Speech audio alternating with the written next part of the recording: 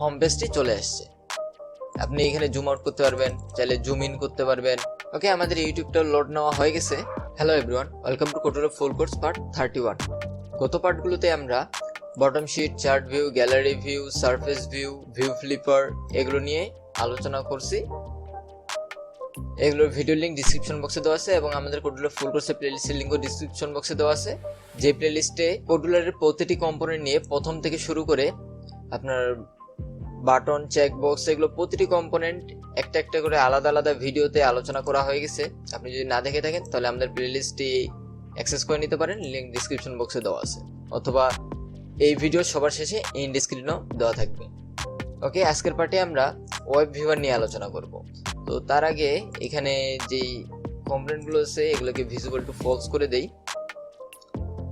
ওকে, image visible two false হয়ে গেল, আমার স্ক্রিন সম্পূর্ণ ফাঁকা হয়ে গেছে। ওকে, আমার কম্পোনেন্টও স্ক্রিন ফাঁকা। এখন আমি ওয়েব ভিউয়ার কম্পোনেন্টটি ড্র্যাগ এন্ড ড্রপ করে নিয়ে আসলাম। নিয়ে আসার পরে হাইট উইডথ ফুল করে দেই। আর প্রথমে ইনেবল জাভাস্ক্রিপ্ট, এটা অবশ্যই ইনেবল রাখবেন, না হলে কাজ করবে না। তারপর এখানে হোম ইউআরএল আছে, আমরা এখানে ইউআরএল দিয়ে কাজ করব, এটা একটু পরে জানতেছি। স্ক্রল বার এগুলো, তারপরে অ্যাডভান্স অপশনে যেগুলো আছে এগুলো সম্পর্কে আমরা একটু পরে জানবো। আমরা প্রথমে জানি যে ওয়েব ভিউয়ারটা আমরা কেন ইউজ করব আমাদের অ্যাপে। আমরা আমাদের যে ব্রাউজার ইউজ করি, আমাদের ব্রাউজারে যদি আমরা কোডুলার ক্রিয়েটর বা kodular.io লিখে সার্চ করি, তো আমাদের মোবাইলে কোডুলারের ওয়েবসাইটটা চলে আসে। ঠিক আছে, তো একইভাবে গুগল, ফেসবুক, ইউটিউব এগুলো আমরা মোবাইলে সার্চ করলে আসে ব্রাউজারে। তো আপনি এই ওয়েব ভিউয়ার দিয়ে চাইলে আপনার অ্যাপের মধ্যে আপনি একটি আলাদা সেকশন ক্রিয়েট করে দিতে পারেন, যে আপনার ইউজার যদি এই বাটনে বা এই আইকন অথবা যে কোনো স্পেসিফিক কোনো কিছুতে ক্লিক করে, তাহলে আপনার ফেসবুকের হোম পেজের ভিউ আসবে, বা ইউটিউব বা kodular.io হোম পেজ, অথবা আপনার গুগল অথবা উইকিপিডিয়া, এই ধরনের আপনি যদি কোনো সেট করতে চান কোনো সাইট, অথবা আপনার যদি পার্সোনাল কোনো সাইট থাকে বা ব্লগার সাইট থাকে, সেক্ষেত্রেও আপনি সেগুলো আপনার অ্যাপের মধ্যে ডাইরেক্ট অ্যাটাচ করে দিতে পারেন। সো এটা নিয়ে আজকে দেখাবো। লেকচার অনেক বেশি হয়ে গেছে, আমরা এখন প্র্যাকটিক্যালে চলে আসি।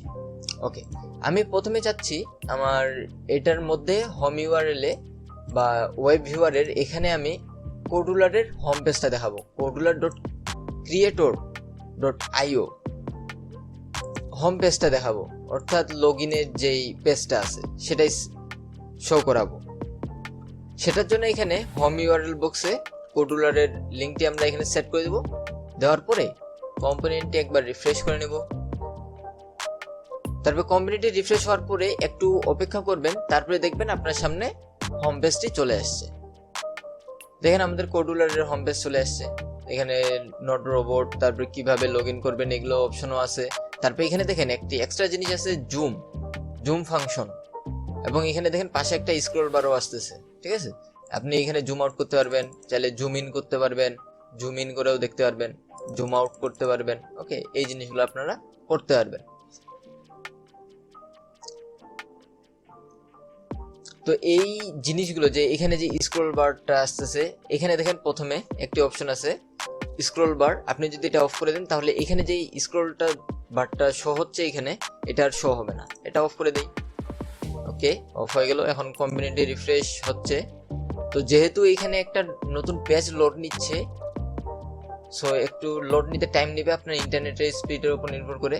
তো এখন যদি আমি স্ক্রল করি তাহলে দেখেন এখানে স্ক্রল বারটা কিন্তু আর দেখাচ্ছে না। এখানে স্ক্রল করতেছি, আচ্ছা জুম করে এখন দেখি, তবুও আমাদের স্ক্রল বার দেখাচ্ছে না, কারণ আমরা এখানে স্ক্রল বারটা অফ করে রাখছি। তো ভিজিবল অফ করলে তো এটা দেখাই যাবে না, তো এটা আমরা অফ করতেছি না, আমাদের এটার কাজ না।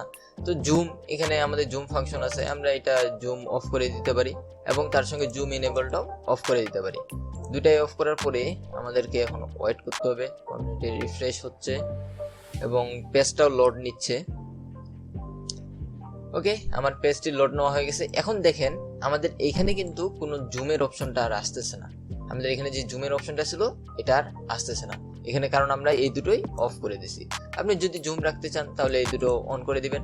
তারপর জুমের পার্সেন্টেজ, অর্থাৎ কতটুকু পর্যন্ত আপনি জুম করাতে যাচ্ছেন সেটা এখানে পার্সেন্টেজ দিতে পারেন, 100 কিংবা তারও বেশি। ঠিক আছে, তারপরে এখানে আছে ডেস্কটপ মোড। এখন দেখেন আমাদের অ্যাপটা মোবাইল ভিউয়ে আছে।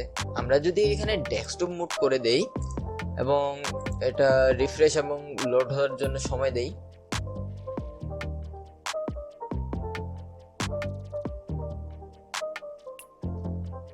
ওকে, তাহলে দেখেন আমাদের এটা ডেস্কটপ মোডে চলে আসছে। আসলে ডেস্কটপ মোডটা অতটা বোঝা যাচ্ছে না। ডেস্কটপ মোডটা আমরা ইউটিউবের হোম পেজ নিয়ে অ্যাড করে দেখবো একটু পরে, ওই সময় আমরা ডেস্কটপ মোডটা একটু ভালোভাবে বুঝতে পারবো। তাছাড়া আপনি যদি লক্ষ্য করেন তাহলে আমাদের মোবাইল ভিউয়ে কিন্তু এই অপশনটা ছিল না, এখানে আমাদের এক্সট্রা আসতেছে এবং মোবাইল ভিউয়ে আমাদের শুধু এতটুকু আসতেছিল। এখন দেখেন একটু এক্সট্রা জায়গাও এখানে চলে আসছে, ঠিক আছে। এগুলো একটু চেঞ্জেস আমি দেখতে পাচ্ছি আর কি। সো আমরা যদি চাই যে আমাদের ইউজার এই পেজ থেকে অন্য কোনো পেজে যাইতে পারবে না, অর্থাৎ আপনার এখানে যদি ক্লিক করে তাহলে আপনার ইউজার এখানেই থেকে যাবে, অন্য কোনো লিঙ্কে যাবে না। যতই এখানে গুগলের লিঙ্ক অ্যাড করা থাক, গিটহাব বা টুইটার, কিন্তু সেখানে যাবে না। তো আমরা ফলো লিঙ্কটা অফ করে দিলাম এবং যদি আমরা একটু ওয়েট করি রিলোড হওয়ার,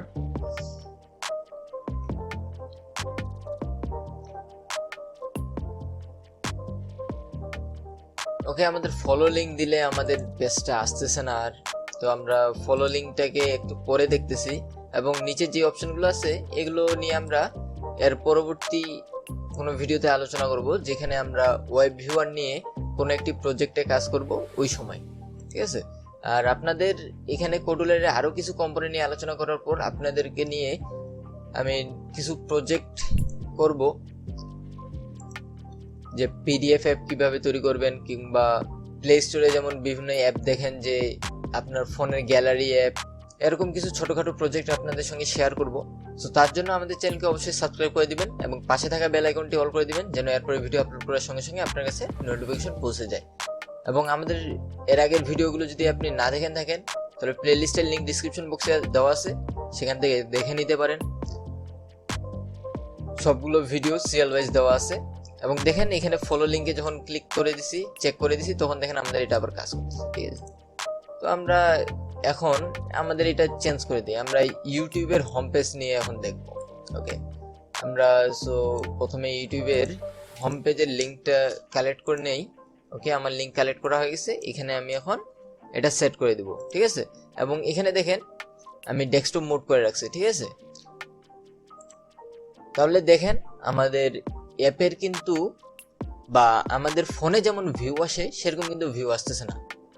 এখন কিন্তু আমাদের ফুল ডেস্কটপ মোড, ঠিক আছে। বা আমাদের ল্যাপটপ বা পিসিতে আমরা যেমন ইউটিউব ইউজ করি সেরকম সব কিছু বড় বড় আসছে, ঠিক আছে। মোবাইলে তো সব কিছু ছোটই লাগতেছে, বাট ভিডিওর সংখ্যা আর কি বেশি চলে আসছে। তো আমাদের ইউটিউব লোড হইতে প্রচুর সময় নিচ্ছে।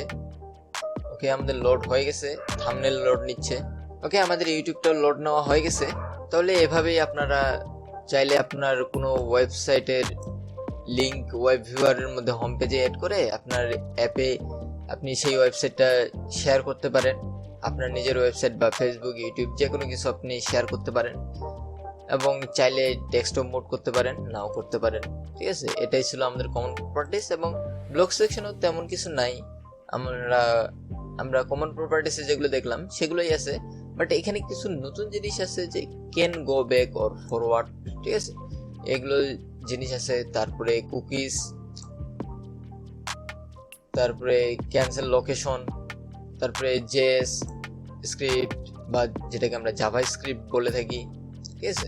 তারপরে এখানে go back, URL, HTML, reload, stop loading, এই জিনিসগুলো আছে। এগুলো আমরা যখন আমরা রিয়েল টাইম প্রজেক্ট করব, আপনাদেরকে বললাম একটু আগে যে এই কম্পোনেন্টগুলো নিয়েও আবার আলাদা করে নতুন ভিডিও আসবে, যেগুলোতে ডিটেলসে আলোচনা করা হবে আরও, যেখানে আপনার অ্যাপকে আরও ক্রিয়েটিভ এবং আই ক্যাচিং করার আইডিয়া দেওয়া হবে আপনাদেরকে, ঠিক আছে।